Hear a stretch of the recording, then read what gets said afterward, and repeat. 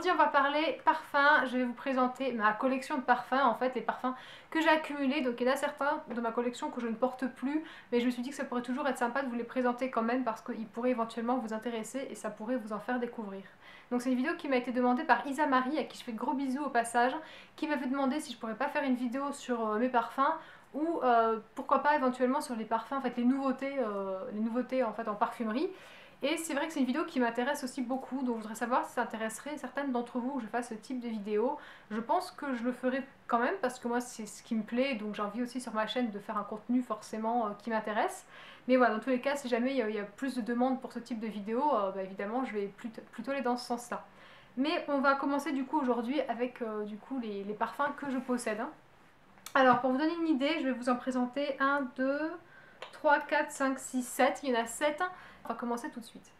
Le premier parfum dont je vais vous parler, il s'agit de Body, donc de Burberry, que j'avais eu à l'origine en échantillon en fait lors d'un achat chez Sephora et qui m'avait beaucoup plu. Donc du coup pour Noël, c'était le Noël de l'année dernière, ma soeur qui me l'a offert. Donc il s'agit d'un parfum qui a été créé en fait en 2011, enfin qui a été créé. Quand je dis créé, c'est pas qu'il a été créé, c'est qu'il a été mis sur le marché quoi. Il a été mis sur le marché donc en 2011.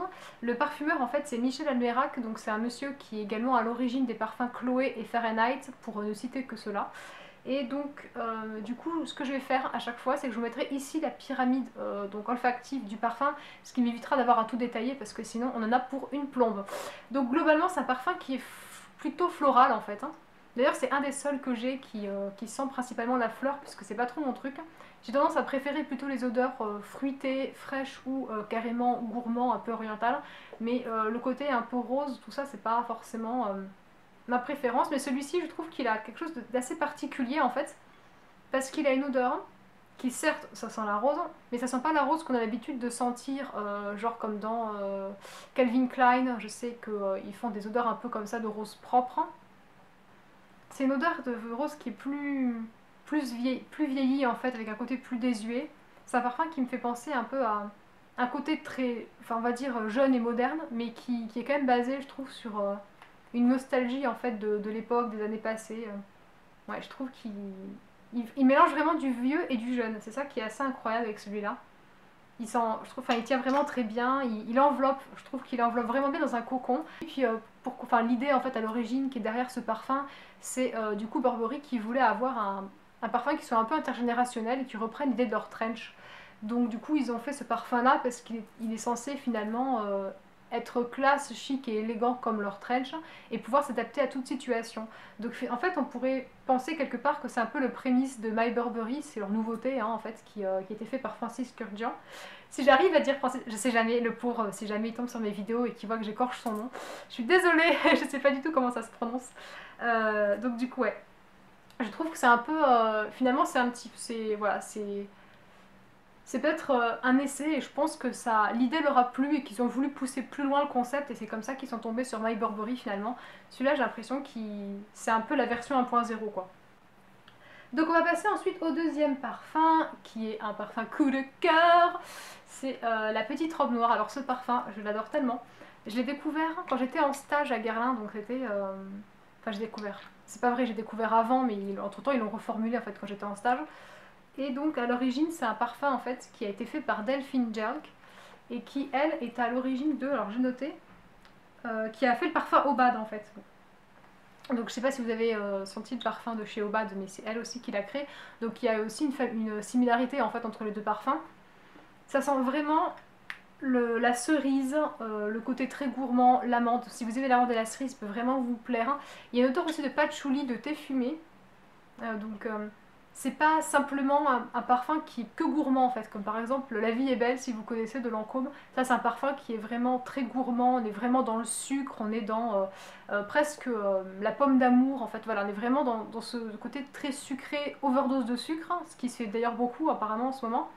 Là c'est différent parce que on garde le côté un peu oriental, Guerlain, avec le côté un peu... je sais pas trop. Enfin, je trouve qu'il est beaucoup plus distingué et fin en fait que les parfums très gourmands, mais après comme toujours, c'est toujours une question évidemment de personnes, hein, c'est très subjectif le parfum. Quand je l'avais découvert, il était disponible qu'en maison Guerlain en fait, c'est-à-dire que Guerlain sort des parfums on va dire un peu exclusifs qui ne sont disponibles que dans leur maison mère ou éventuellement peut-être au printemps ou des trucs comme ça. Mais vous ne pouvez pas retrouver en province dans tous les cas. Et effectivement, ils ont vu le succès qu'a eu la petite robe noire, ils ont décidé du coup de le sortir en fait au grand public, de le diffuser dans tous les réseaux de distribution, Sephora, Marionneau, etc. Et là, au passage, était un petit peu reformulé donc par Thierry Vasseur, qui est le parfumeur maison de Guerlain. Donc c'est pour ça qu'il n'a pas exactement la même odeur. Et puis d'ailleurs, le flacon a changé puisque moi, quand j'avais connu, en fait, le flacon ici, il était violet. En fait, c'était un violet qui tirait sur le bleu. Et en fait maintenant du coup c'est rose en fait. Donc voilà, ils ont changé un peu la formulation, ils l'ont rendu un peu plus gourmand que ce qu'il était à l'origine. Mais dans tous les cas je trouve que les deux versions sont très bons. Autre parfum, c'est un jardin sur le toit. Alors je ne vais pas du tout dans l'ordre, en fait je portais le jardin sur le toit avant de porter la petite robe noire, donc comme vous allez le voir c'est complètement différent. Un jardin sur le toit, c'est un parfum qui est, comment dire, c'est beaucoup plus frais. J'irais pas dire herbacé quoi, mais c'est limite ça. C'est-à-dire enfin, le flacon est vert et je trouve que ça, c'est vraiment l'état d'esprit de ce parfum, c'est que c'est vert en fait. Autant l'autre, autant la petite robe noire, on pourrait dire que c'est une espèce de cerise un peu sophistiquée et avec du panache. Autant là, on dirait plus, je sais pas, une odeur de sève, un petit peu d'arbre éventuellement, avec un côté un peu liquoreux, mais qui reste frais en fait. Donc il n'y a pas forcément enfin je verrais pas forcément des agrumes là-dedans, mais pour moi ça sent plus ouais, la sève d'une mangue, pourquoi pas, avec une odeur de poire, enfin bon. Enfin, j'essaie de vous décrire des mots, même si c'est pas forcément ce qui décrirait le mieux un parfum d'un point de vue professionnel, mais moi j'essaie de vous dire ce qui me vient en me disant que peut-être ça peut vous évoquer des choses chez vous aussi. Donc du coup c'est un parfum qui est sorti en 2011 aussi comme Body de Burberry et qui a été fait par Jean-Claude Ellena, le parfumeur maison de chez Hermès. Et ce qu'il a inspiré c'est le 24 Faubourg Saint-Honoré, en fait ils ont, donc c'est l'immeuble en fait historique d'Hermès, et sur le toit vous avez une espèce de jardin en fait qui avec il y a des poiriers, il y a des pommiers, il y a peut-être des roses, enfin, dans tous les cas, il y a pas mal de plantes et il aime bien y aller et se ressourcer et sentir les odeurs. Du coup, il y va souvent et il a eu envie de faire un parfum qui soit un peu lumineux, comme ce jardin sur le toit en fait. Du coup, d'où le nom jardin sur le toit, ça vient de là. Et voilà, donc du coup, il y a un peu un côté herbe folle quoi, donc lui il le décrit comme un parfum de lumière et de plaisir, et voilà, je suis plutôt d'accord en fait, parce qu'il y a vraiment cet état d'esprit derrière. On va refaire un virement à 180 degrés avec un parfum de Serge Lutens. Donc là vous voyez qu'on est à rien à voir. Donc là j'ai le 5 O'Clock au gingembre qu'à l'origine j'avais acheté pour mon copain. Et au final je l'adore aussi moi, donc je lui pique, mais initialement c'était plutôt pour lui, donc c'est plus, enfin moi je le verrais plus sur un homme. Mais la vendeuse Sephora, quand je l'avais acheté, en fait je l'avais acheté à Sephora et elle m'avait dit que c'était ce qui vendait plus pour une femme en fait, et elle était étonnée, elle me disait mais vous êtes sûre, vous voulez acheter ça pour un homme? J'ai fait bah oui. Et elle était étonnée, donc dans tous les cas c'est un parfum qui du coup peut être porté par l'un ou par l'autre, comme la plupart des parfums Serge Lutens je pense, qui sont unisexes. Et donc celui-ci il date de 2008, il a été fait par Christopher Sheldrake qui travaille étroitement avec Serge Lutens en fait, ils sont plus ou moins tous les deux en tandem. Et là c'est complètement différent parce que on est vraiment sur un truc...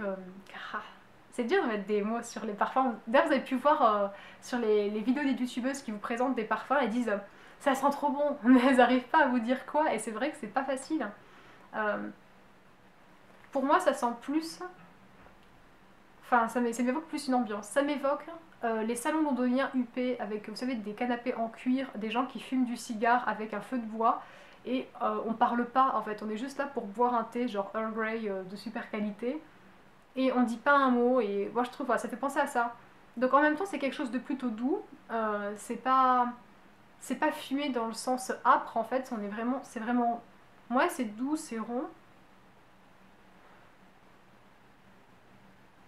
Il a vraiment un côté rassurant, enfin il évoque vraiment le cocon quoi je trouve. Il est vraiment très très enveloppant, et alors comme tous les parfums de Serge Lutens il tient très très bien, donc faut éviter de se vider la bouteille sur soi parce que sinon franchement ça va vous donner mal à la tête, vous allez donner la nausée aux autres personnes autour de vous. C'est vraiment avec parcimonie, c'est des parfums qui sont assez concentrés. Donc là on tombe dans les parfums que je ne mets plus. c'est-à-dire la parisienne de Yves Saint Laurent, que je portais quand j'étais en première ou terminale. Je sais plus. Bon, première ou terminale, ça ne change pas grand-chose. Ça fait un petit moment maintenant que je ne le porte plus parce qu'il est très fleuri. Et c'est vrai que j'ai assez changé maintenant d'état d'esprit. Je préfère maintenant les parfums qui sont plus orientaux, plus ambrés ou comme je vous l'ai dit, carrément plus dans le fruit. Là, les fleurs, c'est moins mon truc. Donc c'est un parfum, du coup, la parisienne, c'est un grand classique hein, et qui sent la violette principalement. Donc du coup, il a été fait en 2009 par Sofia Grossman. Horrible. Et c'est elle en fait qui est entre autres à l'origine du coup de Trésor de Lancôme, de Very Irresistible et de Trésor, ça j'ai dit Trésor, et de Eternity de Calvin Klein. C'est un flanqueur en fait d'un parfum qui est plus ancien, donc Paris, en fait de Yves Saint Laurent, qui lui date de 83, donc du coup ils l'ont un peu remis au goût du jour. Et donc c'est un parfum qui est vraiment très très floral et c'est pour ça que moi je l'aime moins. Il sent vraiment beaucoup la violette et la rose en fait. Donc c'est un couple qui se fait beaucoup en parfumerie, ça violette rose. Peut-être même qu'ils ont mis de l'iris dedans. Et on termine avec mon chouchou. Enfin mon chouchou, je comprends. C'est pas mon chouchou dans l'absolu, mais en tous les cas c'est celui que je porte actuellement. Donc c'est le Jimmy Choo Stars que vous avez pu voir dans ma vidéo cadeau de Noël, puisqu'on me l'a offert pour Noël. Et en fait, lui, il rejoint un peu Serge Lutens. Enfin, il faut prendre des pincettes quoi, mais on pourrait dire qu'il rejoint Serge Lutens et la petite robe noire dans ce côté vraiment très gourmand en fait. Mais alors là... Là, c'est même plus une fleur ou, ou un fruit qui serait gourmand. Là, on est carrément dans le caramel, quoi, liquide, en fait, tout simplement. C'est vraiment très très gourmand, ambré, et puis il y a une odeur un peu de patchouli et d'un bois chaud, donc du santal peut-être, ou...